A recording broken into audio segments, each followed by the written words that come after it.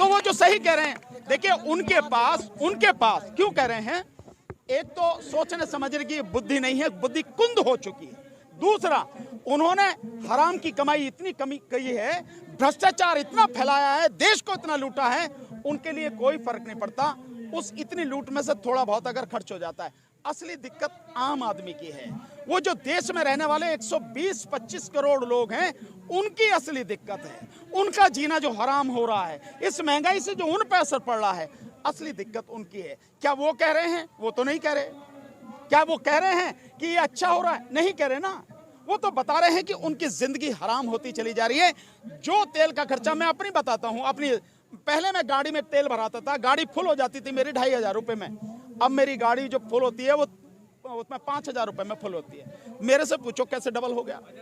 ये स्थिति है।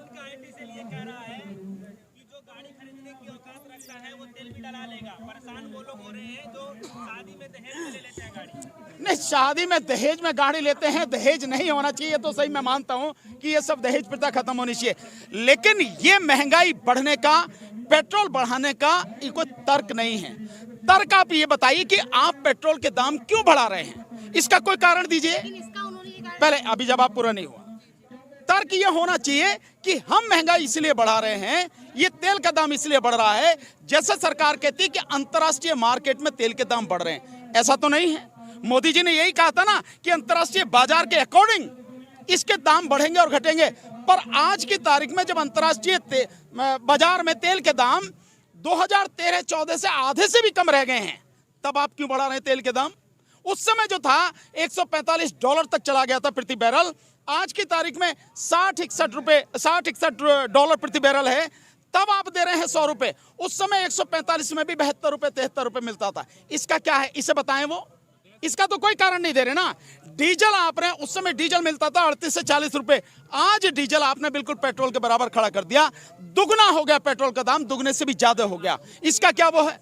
नहीं, राष्ट्रीय हित क्या है? मोदी जी अपने लिए, अपनी मौज मस्ती के लिए 20,000 करोड़ के 2 जहाज खरीद रहे हैं, ये राष्ट्रीय हित है। जिस समय देश का बेड़ा गर्क हो रहा है, 35 करोड़ लोग बेरोजगार हैं और देश में बुरी तरह से महामारी भी चल रही है। सरकार के हिसाब से बेरोजगारी लगातार बढ़ रही है, साथ में नौकरियां खत्म हो रही हैं, रोजगार मिल नहीं रहा, आर्थिक स्थिति जो है बहुत बदतर हो रही है। उस समय 20,000 करोड़ की नई संसद और उसके आसपास का राजपथ के दोनों तरफ की बढ़िया बिल्डिंगों को तोड़ के विस्ता प्रोजेक्ट बनाया जा रहा है। क्या ये राष्ट्रहित है? इसे राष्ट्रहित बोलेंगे आप? ऐसे समय में जो ये सारी चीजें कर रहे हैं, ये राष्ट्रहित के दायरे में आती हैं क्या? आपने इस देश की शिक्षा का बेड़ा गर्क कर दिया। जो सरकारी शिक्षा है उसको पूरी तरह से तबाह कर दिया। जो प्राइवेट सेक्टर है उसमें आपने उनको खुली छूट दे दी है, लूट की छूट दे दी है। क्या ये राष्ट्रहित है? क्या आपने मेडिकल फैसिलिटी में एम्स जैसा इंस्टीट्यूट, प्राइम इंस्टीट्यूट भी कोरोना के समय में बंद हो गया, ओपीडी उसमें 11 महीने से खुली नहीं है उस समय, और ऐसे में ना डॉक्टर उपलब्ध है, ना दवाई उपलब्ध है, ना ही हॉस्पिटल उपलब्ध है।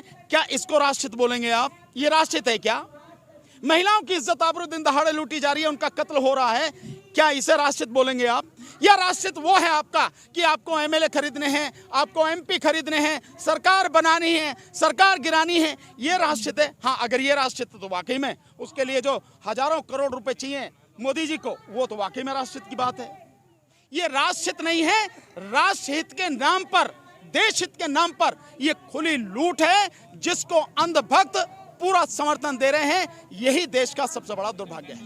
ये नेशनल मीडिया तुम हो, तुम अपने आप को छोटा कैसे आंक दो भाई? तुमने तो नहीं कहा नेशनल मीडिया, वो तो गोदी मीडिया है, वो तो गुलाम मीडिया है। ठीक है, रामदेव जी ये कह रहे हैं कि सबका रामबाण एक है, आप साइकिल और पैदल चलना शुरू करिए, पेट्रोल के दाम की कोई दिक्कत नहीं। उससे पूछा कि बकवास करने से पहले जिस अंग्रेजी गाड़ी में चलता है ना, उससे नीचे उतर पहले, तब बताइए साइकिल की बात।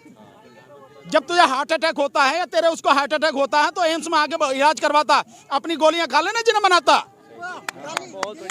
ये जो चीजें इसका ठिकाना तो उन्होंने लेकिन पिछली सरकार में फोड़ दिया है कि वो आयात नहीं कर पाए।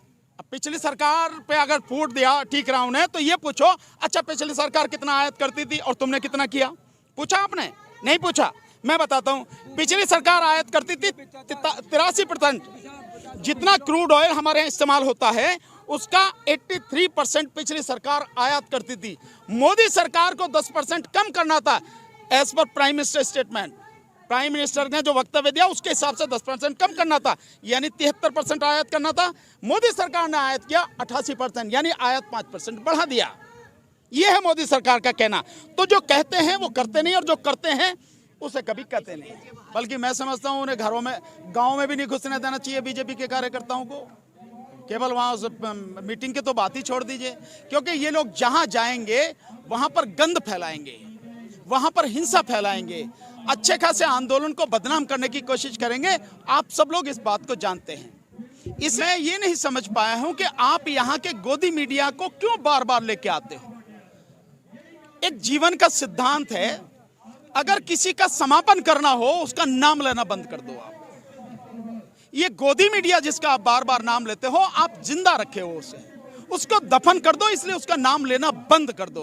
वो आपकी बात, जनता की बात, देश की बात, लोगों के दुख दर्द, उनकी परेशानियां कभी नहीं दिखाएगा।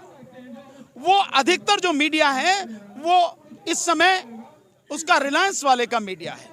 60% मीडिया टोटल उसका है, और बाकी मीडिया में भी उसकी हिस्सेदारी है बहुत बड़ी। तो जितना मीडिया है वो इस समय कॉर्पोरेट मीडिया है। वो आपकी बात नहीं दिखाएगा, लोगों की बात नहीं दिखाएगा। आप जो सोशल मीडिया के साथी हैं आप दिखाएंगे, आप ही बताएंगे।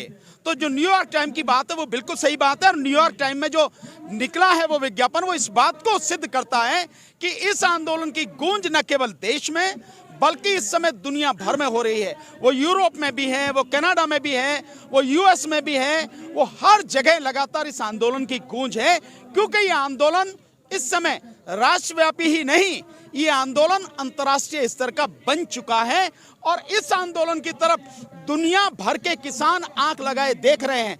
क्योंकि ये आंदोलन जिस तरह से चल रहा है, शांतिपूर्वक तरीके से चल रहा है, लगातार बढ़ता चला जा रहा है, वो भी ये देख रहे हैं कि अगर ये जो किसान है जिन मांगों को लेकर ये लड़ रहे हैं, ये मांगे इनकी सफल हो जाती हैं और एमएसपी कानून बन जाता है, तो वाकई में इस आंदोलन के बाद पूरी दुनिया में किसानों के आंदोलन होंगे। तो न्यूयॉर्क टाइम में जो छपा है वो इसकी एक झलक है।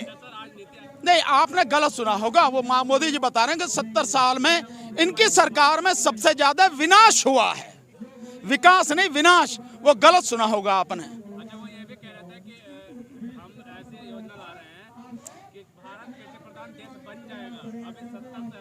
अच्छा, अभी तक नहीं है तो दुनिया वैसे ही कहती है कि भारत एक कृषि प्रधान देश है, यानी 72% आबादी इस देश की किसानी पर निर्भर है, खेती पर निर्भर है। तो मोदी जी को ये नहीं नजर आ रहा। अब ये है वो स्थिति कि अब उनका दिमाग बिल्कुल घूम गया, उन्हें नहीं पता क्या कहना क्या नहीं कहना। ये समझ में आ रही है ये स्थिति। पंजाब के जो चुनावी आंकड़े हैं, जो अभी आए, कहीं ना कहीं आप इस आंदोलन की ताकत मानते हो? देखिए, हर वो काम जो आपको दिख रहा है जिसमें बीजेपी का सफाया हो रहा है, निश्चित रूप से उस हर बात पर इस आंदोलन का असर है। क्योंकि शहरों में रहने वाले जो लोग हैं वो भी गांव से ही गए हैं। चंद लोगों को छोड़ दें जो अब पैदा हो रहे हैं, नई नस्ल जो है, उनके अलावा बाकी लोग हैं सब गांव से ही शहरों में गए हैं। ये दिल्ली जो आप देख रहे हो, इस दिल्ली में दिल्ली के रहने वाले लोगों की संख्या बहुत कम है। दिल्ली से बाहर दुनिया भर से और देश भर से जो आए हुए लोग हैं उनकी संख्या बहुत ज्यादा है। और वो लोग कहां से आए हैं? अलग अलग गांवों से आए हैं। तो किसान आंदोलन का असर इस समय देश में होने वाली हर चीज पर पड़ रहा है, और ये आपको दिखेगा भी। जैसा आपको पंजाब के चुनाव